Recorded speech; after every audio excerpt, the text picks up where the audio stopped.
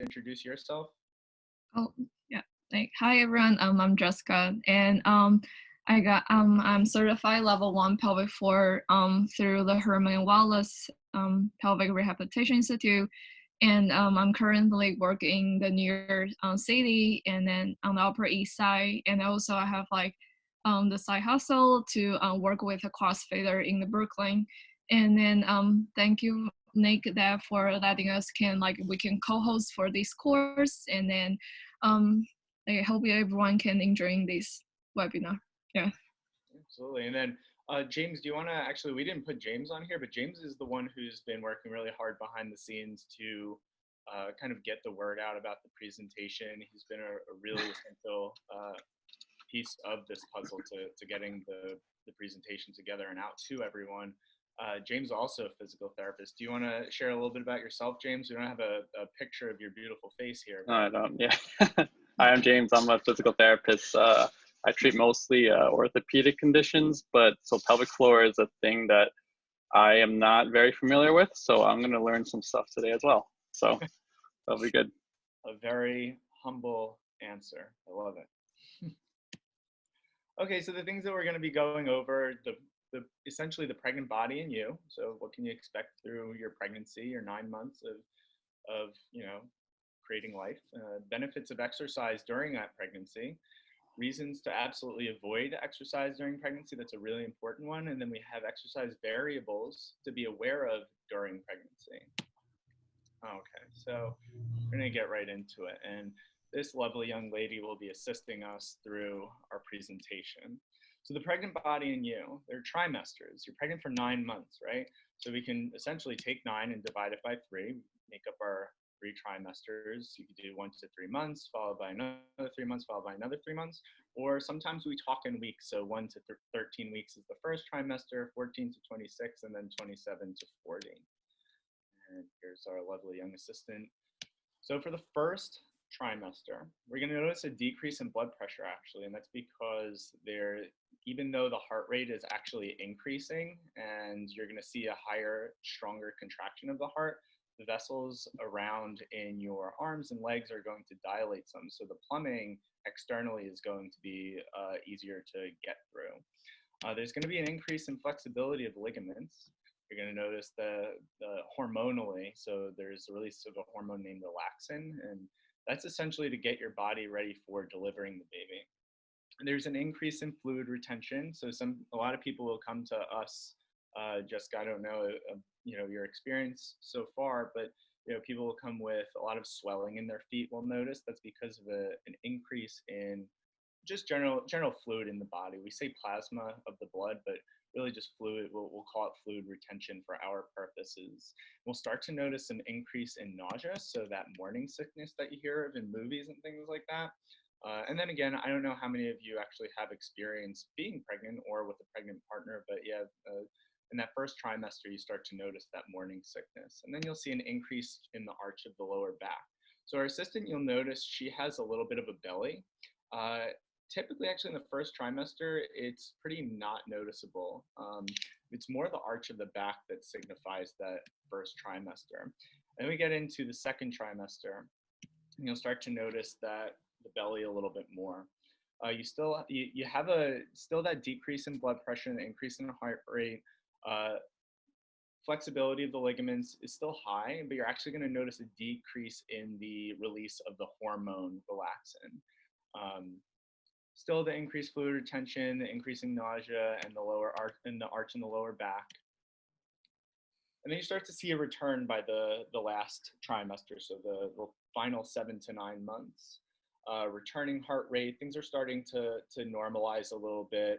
Still high flexibility of the ligaments because we're getting ready to pass a baby through our pelvis. Okay, so it's a closed ring that needs to expand. And then still with the increasing fluid retention, we're going to notice a decrease in the nausea, but an increase in the sense of breathlessness. Now that's because we have, again, our uterus is kind of starting to push up into our respiratory diaphragm below our rib cage. So it just means that we have to breathe a little more shallow and through our chest. So that's where that sense of breathlessness comes from. And then still with the increasing arch of the lower back. And that actually attributes to a lot of lower back pain that people will come and see myself for during pregnancy. And we go over work ergonomics because people tend to work pretty far into their trimesters. So the benefits of exercise during pregnancy. So you're going to notice for a lot of people in the research have shown to actually have an improved or maintained physical fitness level from when from before when they were pregnant. You'll notice a decrease in pain disorders. So a lot of people I was talking about will come to me with that lower back pain, some sciatic pain, which would be like pain going down the legs and maybe towards the feet. And then there's a decreased risk of gestational diabetes, maternal obesity, required cesarean births and or operative vaginal deliveries. Decreased recovery times after, so you get back to the activities that you want to do faster. So maybe going back to if you're a CrossFitter, getting back to your personal records. We're going to talk a little bit more about that later though. Decreased risk of preeclampsia or gestational hypertension. That is, remember before in the earlier slides, we talked about how we see a decrease in blood pressure. So we really want to, so increasing blood pressure during pregnancy is actually something we really, really want to avoid. And that's why we do like exercise during pregnancy to help regulate that. High birth weight, that's another something that is decreasing in risk factors with exercise and decrease in depressive disorders. And Jessica, I think you're taking over here, right? Yeah. So after we know like what is the benefits of doing exercises, I think most of the people are concerned that what kind of like signs or what kind of points that I should know when to stop, or what this is abnormal sign of my body that I'm not harming my baby in my belly, and I'm actually are helping myself. So first of all, that we are talking about a high risk of a group of people, and then the following there's some medical term that I'm going to explain first. And the first of all is a cervical insufficiency. That means that your cervix is kind of like shortened, and then normally after diagnosed by OB, they will put the stitches on for prevent you getting delay or preterm labor. And then, however, when you have the stitches done, like one of my friend actually, she has a baby last year, she has a cervical insufficiency. After having a stitches, and actually she could resume back to light exercises. However, you have to work very closely with your OB and with your pelvic PT for helping you have a personalized program. And next one will be placenta previa, which means that your placenta was laid lower than lies low in your uterus, and that will partially will completely cover the cervix. And also the next one will be preeclampsia. That means that you have high blood pressure, and then causing you having some other organ system like failure in your body. So under this old medical system that it all will be diagnosed by OB. And then we here is like we want to be cautious that like it's like you are having a higher risk of like having other side effects if you being very active. However, it's not absolutely that you should avoid. As long as you work with the OB and with the pelvic PT, we always can help you to remain active life but not harming yourself. And then if you have a severe anemia or have other underlying chronic heart or lung disease, and these people that you should be aware of it.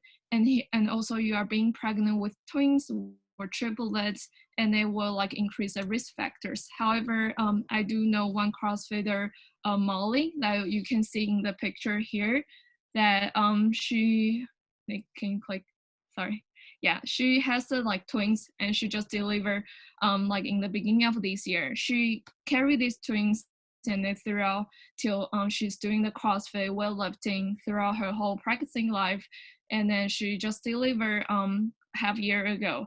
And here, like all of the points we want to tell you, you need to be cautious, but not like 100%. Like as long as you work closely with OB and then pelvic PT, we definitely can help you to like remain your fitness level. And then next one, I need to talk about like what kind of sign if you're doing the exercises where it happened before you're doing exercises that you need to probably skip a day or rest. So first of all, is vaginal bleeding, or if you have unusual pain and dizziness, light headaches, like this lady here, and or you have unusual shortness of breath, racing heartbeat or chest pain, and then any fluid coming out from your vagina, have abnormal uterine contractions, muscles cramps, you need to stop when you're feeling these feelings, because that means that your body are telling you that you probably need to rest. The big rule of thumb is that you need to listen to your body during your pregnancy, because your body will tell you what could do, what can I do, what cannot do, because this like your body will be the first person to tell you how you are feeling today. So listen to your body, don't over push it if you feel anything abnormal. And next one, like we need to talk about, it's not absolutely contraindication, but however, you need to be aware of and avoid some postures during the exercises or when you're having some activities. After the first trimester, you have to prevent lying on your back or prolonged standing, because that will decrease your cardiac output. And if you avoid some high risk of contact following abnormal trauma exercises, such as like throwing a ball game or some sports like CrossFit, that we do have some movements that we will having a high risk of contact or falling. So those like later we can talk about that part. However, try to avoid these like sports, and then try to avoid exercising at altitude greater than 5,250 feet, just because that would decrease your oxygen in your arteries, and then that would decrease the blood flow to the uterus. And then also like try to avoid the scuba diving, just because that will cause you have a compression sickness and that would damage the fetus. And then another thing is like when you're doing the exercises, remember to stay hydrated and decrease a loose clothes and dress a loose clothes in a temperature controlled environment, because that can help you to prevent overheating your body, and then help you to prevent getting dizziness, short of breath, or any unusual muscles cramps. So when to start and what can you do? That's the big question, right? So typically I put greater than 12 weeks gestation, which is the time after your first missed period. But essentially that breaks down to, remember we talked about weeks and trimesters. So that's essentially after the first trimester. We want to make sure that we are protecting the developing fetus during that time, because there's just a lot of essential things that are going on. Essentially, you can work out for 3 to 4 days a week, which is quite a bit actually. I mean, it's a pretty standard routine for a lot of people, and you can work out 30 to 60 minutes a day. And then as far as regulating your intensity, we use, or at least ACOG uses the rate of perceived exertion scale. It's an interesting scale. So it goes from 6 to 20, or some they do a modified version of it where it's 0 to 10. And we'll say you want to go between 12 and 14 for the exercise that you do as far as intensity is concerned. So think of yourself exercising and you can still carry on a conversation with someone. That's essentially where you want to be within, where you're not having to stop so you can breathe and catch your breath. It's you can carry a conversation on with the person next to you. There's something else I want to add about that actually. I'm trying to think. Oh yeah, so we don't want to break personal records during this time. I mentioned earlier the CrossFit stuff. So you have your workouts of the day, everything is time dependent, and during your pregnancy, that is not the time to be going for personal records. You're going to get through your 9 months, you'll be healthy on the other side, knock on wood, and you'll get right back to it. But a good rule of thumb is that if you are more active going into your pregnancy, you can start out a little more active. So maybe more towards that 14 on the rate of perceived exertion scale versus someone who's just never been very active. Maybe they worked a desk job and they didn't do any high school sports, and they get pregnant. They say, hey, well, I kind of want to exercise now because I saw this great presentation on safe exercise. Start lower, start more towards that 12 on, light to like fairly light. And then you can work out up until the end of your pregnancy, until delivery. So don't be afraid to exercise. We highly recommend, and it is recommended by a lot of the institutions out there, that you consult a gynecologist, an obstetric doctor, or a pelvic floor physical therapist, or a personal trainer who has some sort of certification or licensing towards working with pregnant populations before initiating an exercise routine while you are pregnant. It actually may be a good idea to get in touch with one of those people, even when you're thinking about getting pregnant, just educate yourself so you know what you're going to get into.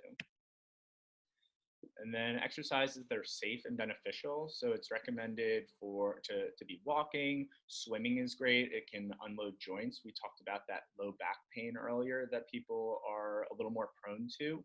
It'll help the mechanics of the movements that you're doing just line up a little bit better. So take a little bit of pressure off the back, a little bit of pressure off the hips and the knees, things that are really prone to accepting new loads in a different way during pregnancy, because things are shifting and ligaments are more relaxed, right? And then resistance training is also okay. So weightlifting, resistance band training, stuff like that. Jessica, did you have anything you wanted to add here, or to the last slide? Sorry. Yeah, so for the intensity wise, like you say that if you already like having like moderate to strenuous like workout routine, just to remember that when after first trimester, when everything's stable, just well, I would suggest you like start out from like 75 or 80% of what you're doing, the weight wise. That would definitely can help you to get used to your new physiologic changes, and then it help you to start off from there without making your lower back having overstress or making your body are overwhelmed. And then for the resistance training, that here I want to show you one person that her name is like Annie, and she's like a top of the CrossFitter in the world. That she's in the 6-month pregnancy now, as you can see in the picture. She's with a belly, and then she's doing the weightlifting. And then she did like we just want to tell people that it's not I'm encouraging everyone to be like this. Like even though I want to be like this kind of lady, she's amazing and she's been training so hard for it. However, we just want to encourage people that don't, because you're pregnant and then you're stop doing what you love as exercises wise, because there's so many new researches out there that exercises are definitely are helping your body, even that can help you carry on and help beneficial your postpartum life. And so definitely doing some exercises will be beneficial, and then especially resistance training that can help you, because after you having a baby, your baby is getting heavier and heavier. You definitely need to know how to certain lift some weights and prepare your body for that. So yeah.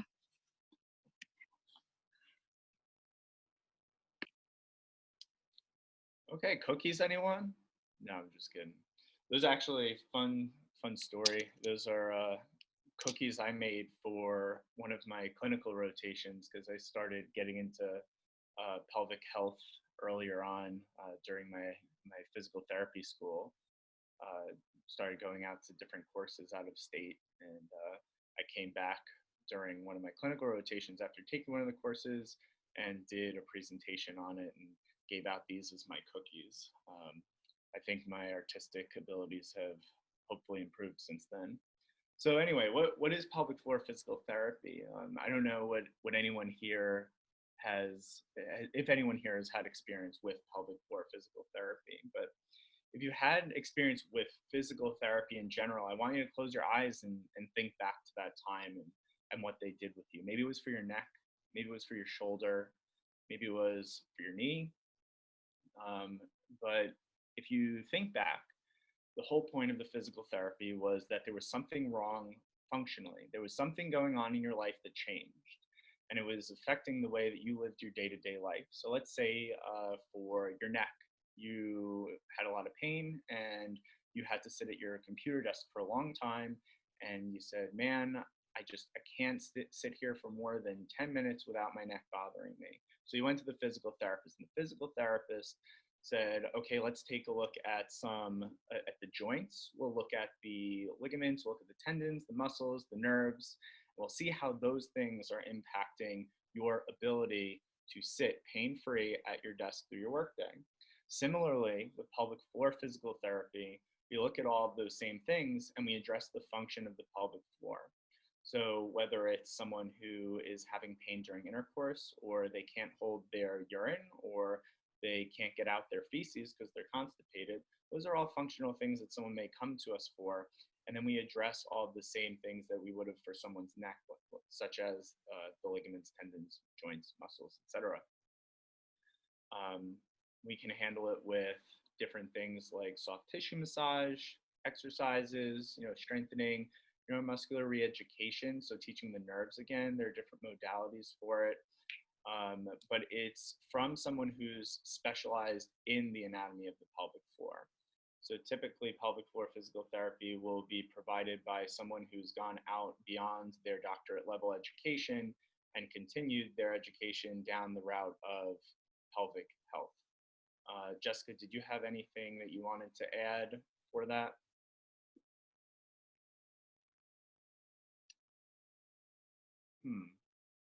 I don't know if we lost her, or if you guys lost me, but if you can still hear me, that's essentially what pelvic health is, what pelvic floor physical therapy is. If anyone has any questions, I'm gonna look up here. Let's see. Oh. Can you guys hear me? Yeah. Okay. Jessica, did you have anything you wanted to add? Yeah. So I would say that I do understand that people might will be shy to talk about what's going on down there, which is it happened to me as well. Like before I learned the pelvic floor physical therapy, I was like very shy about talking about what's happening down there. And then I would say the reason why we put out these topics because we want people to understand themselves more, that pelvic floor physical therapy, we can help a lot of perspectives, and then we also can help a lot of people, not just female wise, also male as well. Like if male clients have any problems like a pelvic floor physical therapy also can help them as well. And then yeah, I think, and also if anyone who knowing that you have like incontinence of like holding a pee, or exercises you have a leakage, those are the problem we can address. Like don't think that after being a mom you should suffer from the pain, or should suffer from a lot of stuff people tell you that that's normal. We just want to let people know that what you're thinking as normal probably is not, that like you can always reach out for help, and then we can answer you the questions for that. Yeah. And actually, I just wanted to piggyback off what you're saying, that a lot of pelvic floor physical therapy is education, and a lot of people actually wind up getting to me in person kind of fearful that we're going to do some type of gynecology assessment. Typically that's not the case. We can a lot of times get away from ever having to go that route. More in, I guess, extreme cases, we would do maybe internal pelvic floor type assessment. But a lot of times it's a lot of education, and it's more externally derived what you're experiencing than you would anticipate. And then here's our contact information. Jessica, did you have something you wanted to share? Yeah, so like thank everyone for coming for this webinar, and then because we want to like to give out what we can offer during this like pandemic. So we are offering a special package for people that like one virtual session.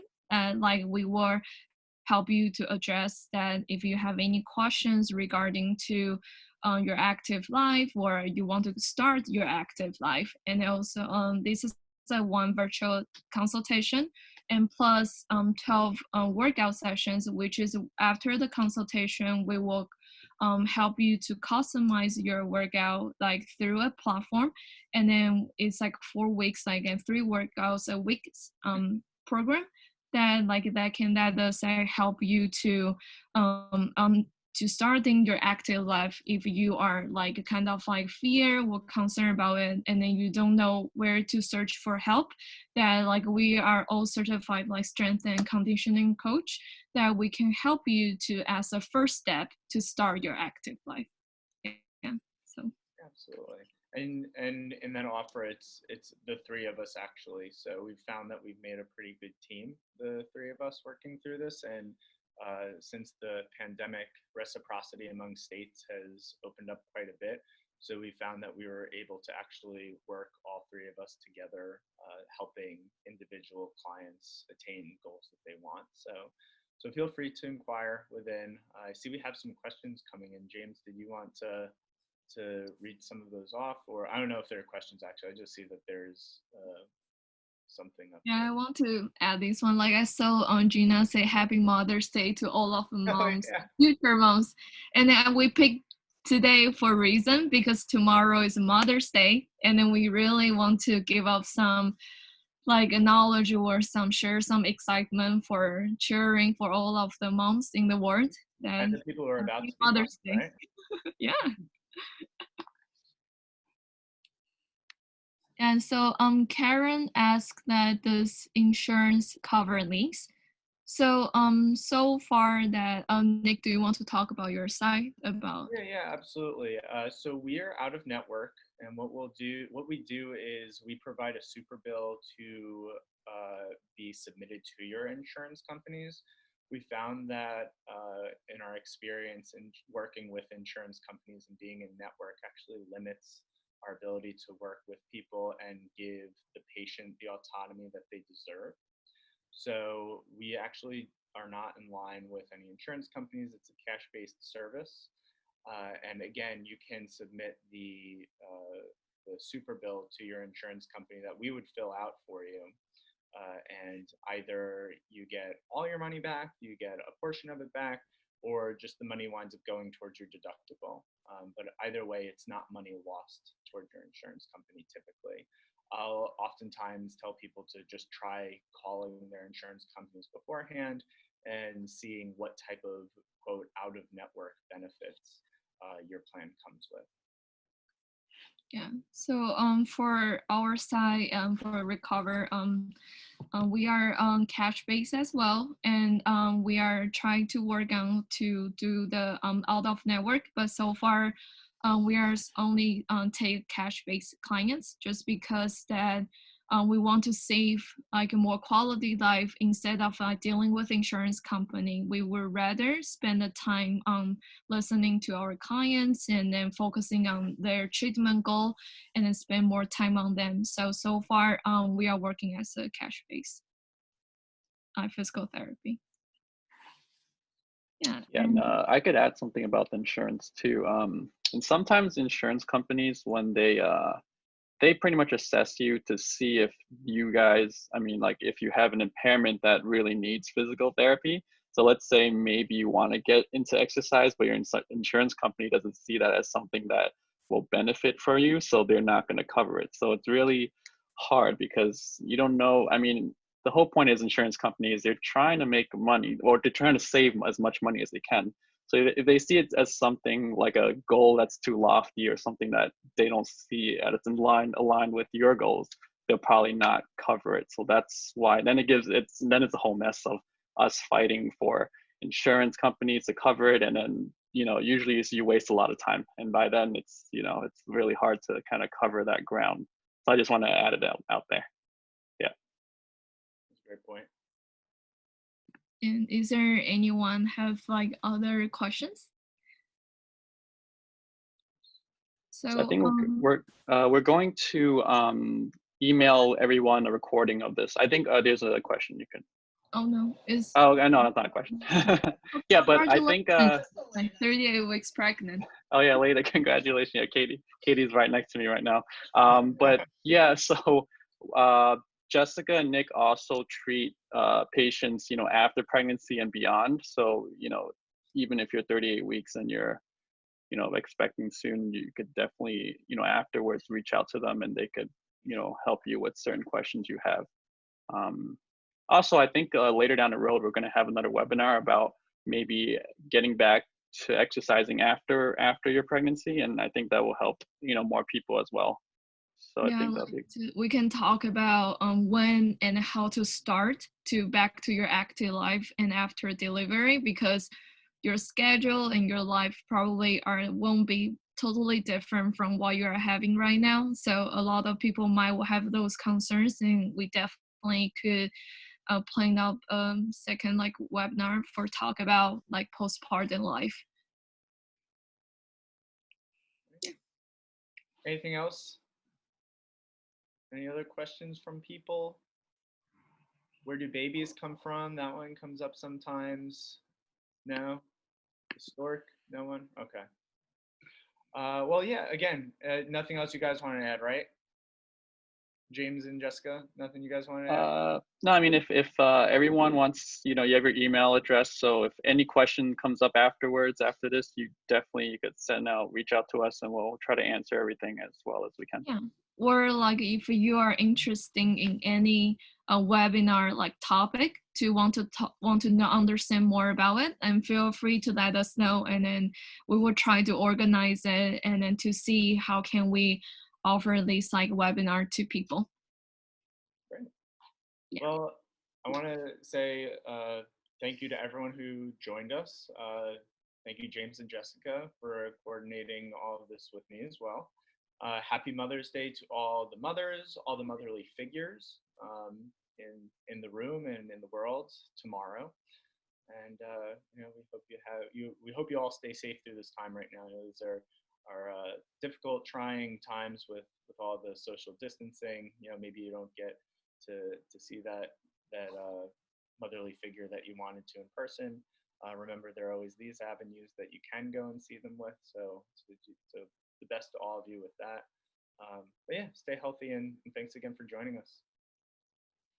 Yeah, thank you. So. Okay, so I'm gonna end the meeting. Okay, when everyone has our contact information, and okay, we're good. Yeah. So thank you for everyone. Happy Mother's Day. All right, goodbye. I'm gonna end the meeting now. Okay.